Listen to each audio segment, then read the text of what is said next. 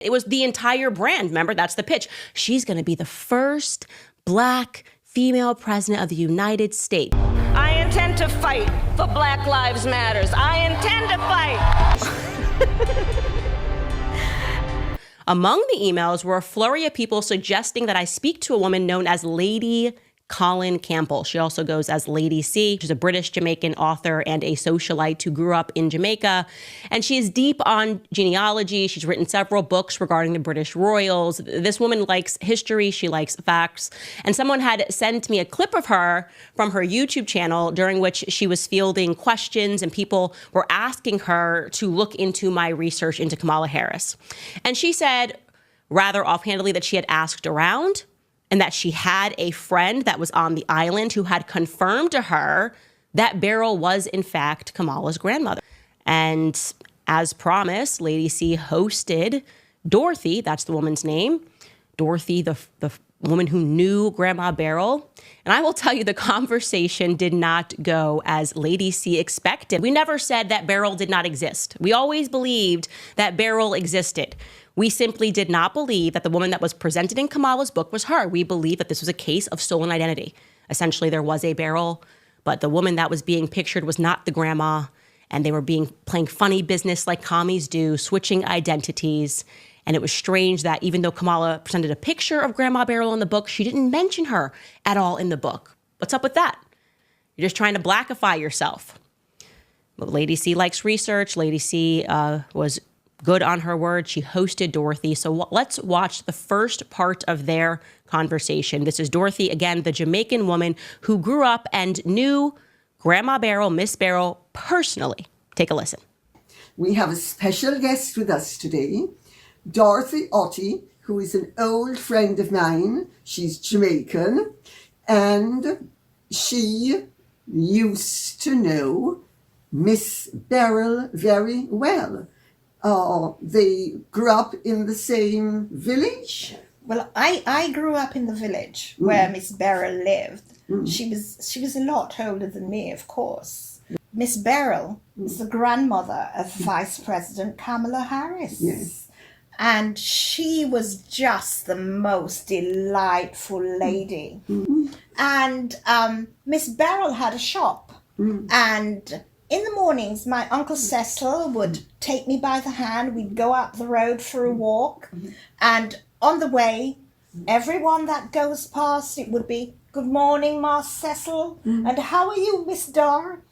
And by the time we got to Miss Beryl's shop, she would either offer me a buster or this other delicious sweet called a Paradise Plum. Yes, I remember Paradise. Yeah, but Miss Beryl, she was just so lovely. She was a businesswoman, so she was very good at things like mathematics, of course. And she was, looking back now, you could see she was a trailblazer because the shop that she had, she actually built it herself.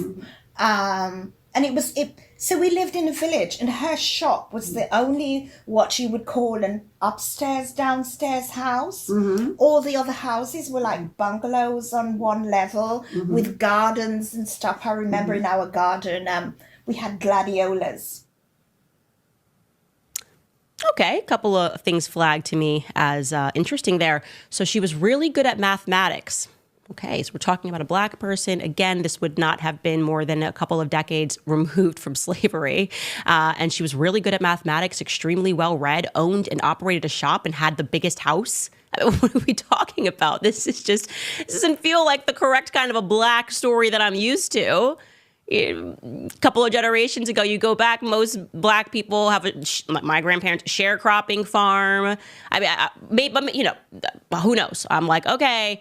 Very clearly, though, we know she's telling the truth right away because this is a good fact check against what Donald Harris wrote when he wrote a story about their Jamaican heritage for Jamaican Online Global. And he talked about those bustas. He talked about him and his sister Enid and how they loved the bustas. I think he said it was around Easter time. So everything she's saying sounds correct. But it was this part, this next part, that instantly let me know that this woman was the real deal because she presents a detail, something that I know to be a fact that I had not ever presented to the public.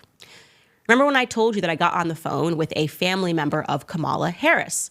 And that family member told me that Donald Harris had two siblings, Enid Harris, who I have spoken to you guys about, and another sibling who I had never mentioned. It was Beryl's son, and his name was Kenneth. And this woman starts speaking about the Kenneth that I had never mentioned, who would be Donald Harris's brother. Take a listen. But Miss Beryl, my darling, also had a son.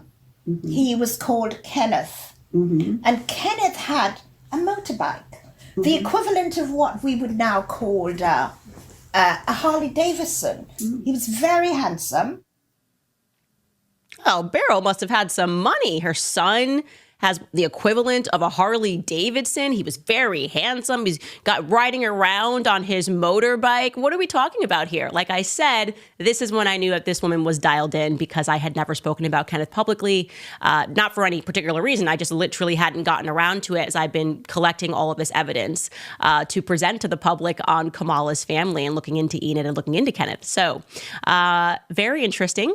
Again, sounds like this Beryl had a lot of money. It's just not giving the person that is pictured in Kamala's book. Now, of course, naturally, Kamala Harris then comes up in this conversation. And Dorothy keeps this same positive energy. She's very positive, right? She has a spirit about her. She has this fond memory. Delightful. She's delightful in her approach about Beryl. And she's delightful in her approach about Kamala.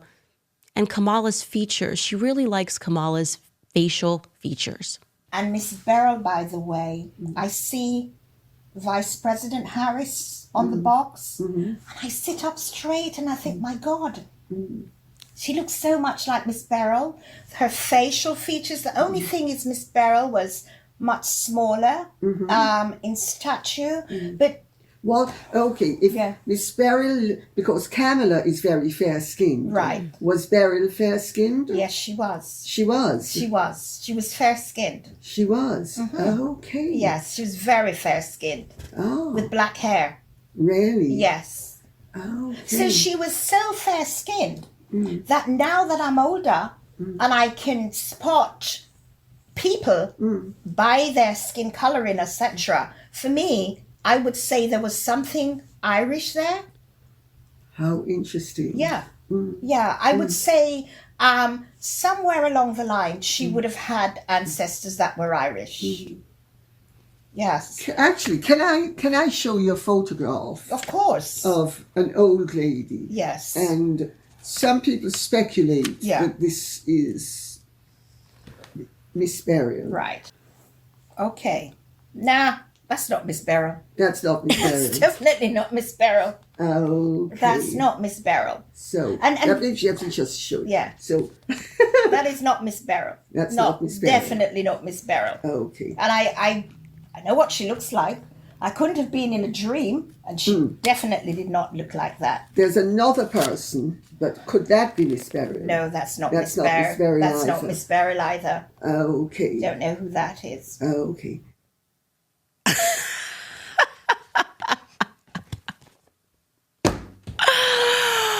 That's not Miss Beryl. That ain't Miss Beryl. You know, as you were describing the fair skin and looking like Kamala, I was thinking this can't be the Miss Beryl grandma that's in Kamala's book.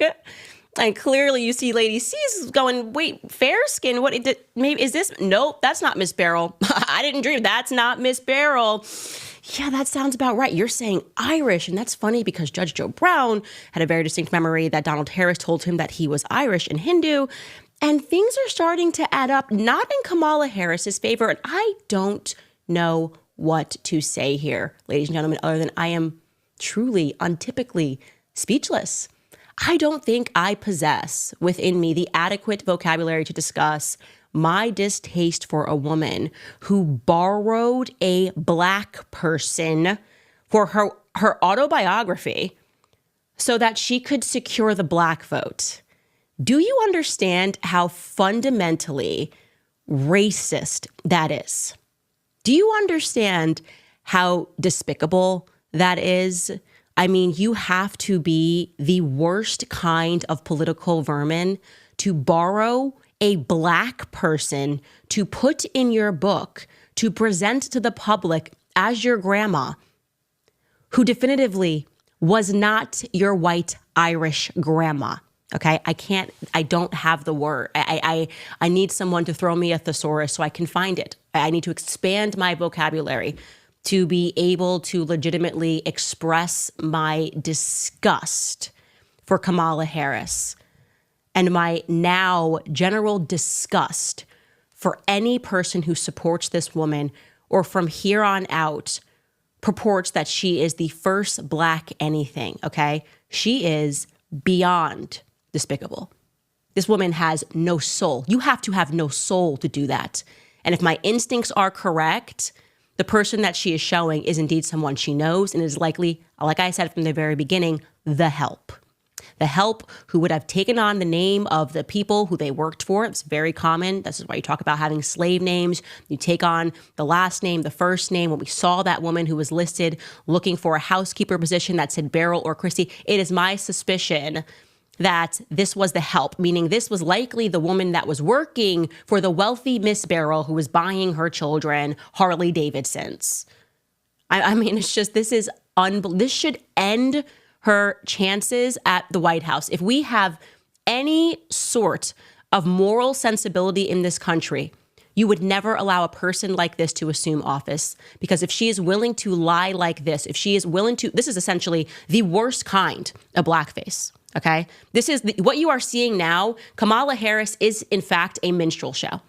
She said, I'm running for president. Okay, what am I going to do? I'm just going to blackify myself. Fake aunties, fake uncle photos. Oh, I actually just called them. What is she going to say to this? Is she going to come out now and say, oh, when I said Grandma Beryl, I meant like that's just what we called her affectionately, Grandma Beryl, as she was doing our laundry and picking up after us. We called her, what is she going to say that is possibly going to be accepted? And will the press do their job now? Stop pretending this is a conspiracy and recognize that this woman put on blackface because she wants to win the election.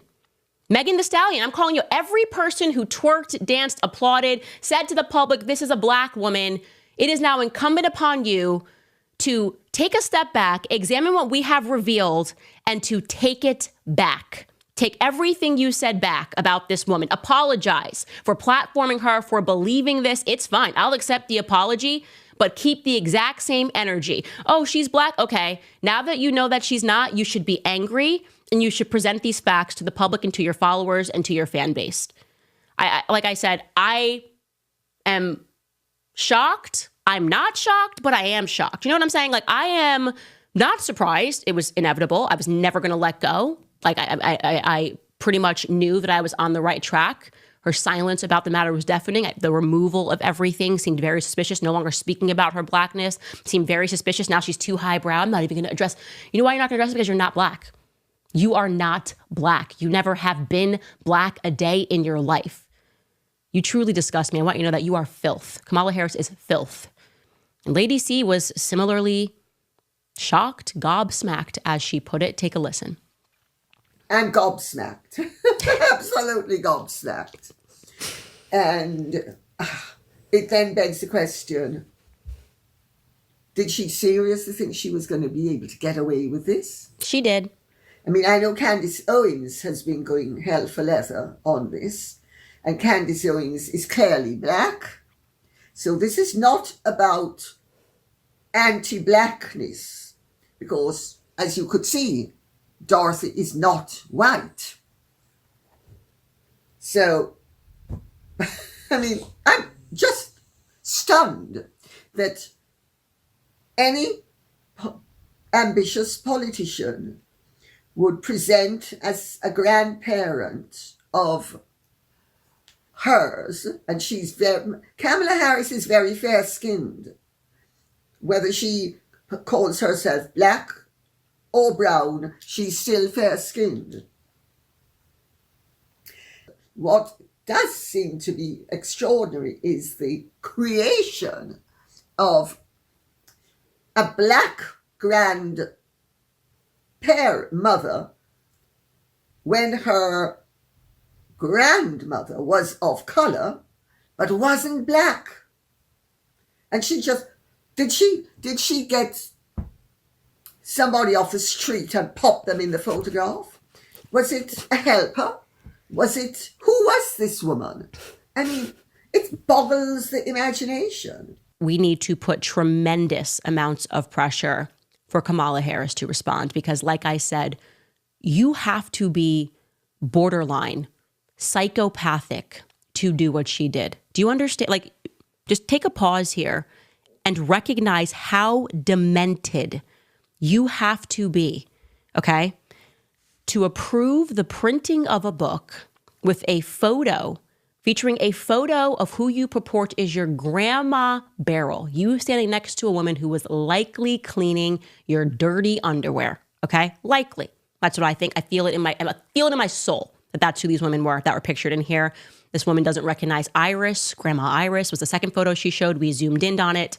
She doesn't recognize anyone. Dorothy's going, I don't know who these people are, okay? You have to be utterly demented, hell-bent on power. You will stop at nothing to achieve power if you have no shame. If you have no shame, knowing that you come from a long line of slave owners, that you would then appropriate the identity of a real Black woman so that you can what?